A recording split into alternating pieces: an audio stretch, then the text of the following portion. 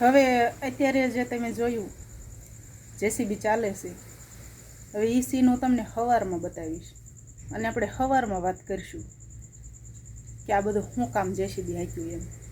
Okay, જય શ્રી કૃષ્ણ. અત્યારે good night, સવારે મળશું, ખુશ રહેજો. હાલો દોસ્તો, ગુડ મોર્નિંગ, જય શ્રી કૃષ્ણ.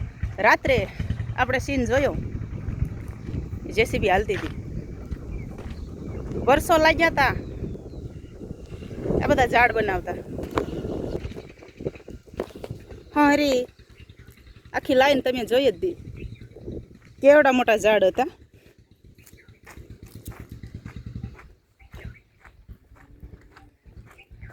આખી આપણી વાડીની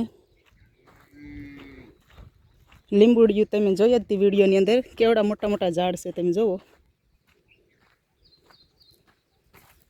આ બધા ઝાડને આવડા મોટા થવામાં બહુ વર્ષો લાગ્યા હતા અને કાઢવામાં માત્ર જેસીબી આવ્યું અને માત્ર પોણી કલાક, કેટલી માત્ર 45 મિનિટની અંદર આ બધા ઝાડ પાડી દીધા આડા.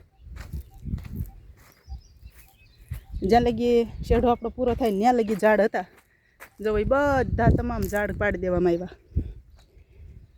આનું કારણ શું છે ખબર છે? કારણ એક છે આનું, આપણે ઓલું ગીત વચમાં નીકળ્યું હતું કે જોર બદનમાં જ્યાં સુધી છે સૌ કરે શોષણ, જોર જાય કોઈ અહીંયા ના કરે પોષણ.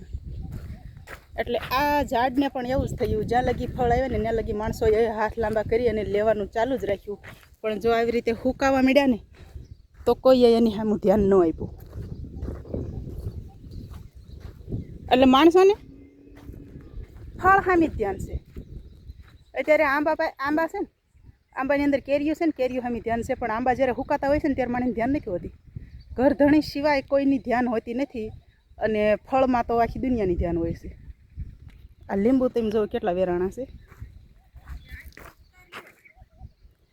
અને અમારે કાકી જો આ બે હાવો ગામમાંથી આવે છે, કારણ કે ઉતારી લ્યો વળે પાછ તમારા છોકરા કહે મારા બાનો વિડીયો કાઢી નાખો. હે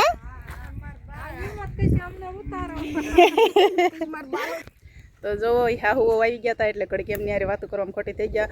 આખો કહેવાનો મિનિંગ આપણો એટલો છે કે આ ઝાડને મોટું કરવામાં બહુ વર્ષો લાગી જાય છે અને કાઢતા ખાલી એટલી જ મિનિટ થાય છે. અને હવે તો જેસીબી આવી ગયા, સીધું જ એક જ હોંડ મારે તા મૂળિયા હોતા ઝાડવા કાઢી નાખે. અને આ બધા ઝાડવાની એ જ દશા છે, જો મૂળિયાથી લાગત કાઢી નાખ્યા છે ઝાડવા. તો ઝાડ વાવ્યા પછી અને કાઢવાનું ન થાય એટલે આપણે બધા થોડી ધ્યાન રાખતા હોય તો સારું રહે. પણ આ ઝાડ કાઢી નાખ્યા અત્યારે, કારણ કે જેણે ખર્ચો કર્યો છે એ ખેડૂને તો એમાંથી એક આઠાનાની આવક નહોતી થતી અને માત્ર બસ આવતા જતા માણસો ઘણા લાભ લેતા હતા. તો સારું, હાલો ટૂંકમાં કહેવાનું એટલું જ છે કે ઝાડ વાવો અને જતન કરો. અને આ જુઓ અમારા ફળિયામાં રાયણું પાકી ગઈ છે, કેટલી મસ્ત દેખાય છે. તો હાલો રાયણું ખાવા, અમારી કાઠિયાવાડી રાયણ. આ છે અમારી કાઠિયાવાડી રાયણ છે ને, બાકી લુરખા મોઢે જો મીઠી લાગે હા પણ ઓલી રાયણમાં ખીર આવે ને આ રાયણમાં થોડીક કડવાશ આવે. સારું હાલો આવજો બધા, બાય, જય શ્રી કૃષ્ણ, ખુશ રહેજો.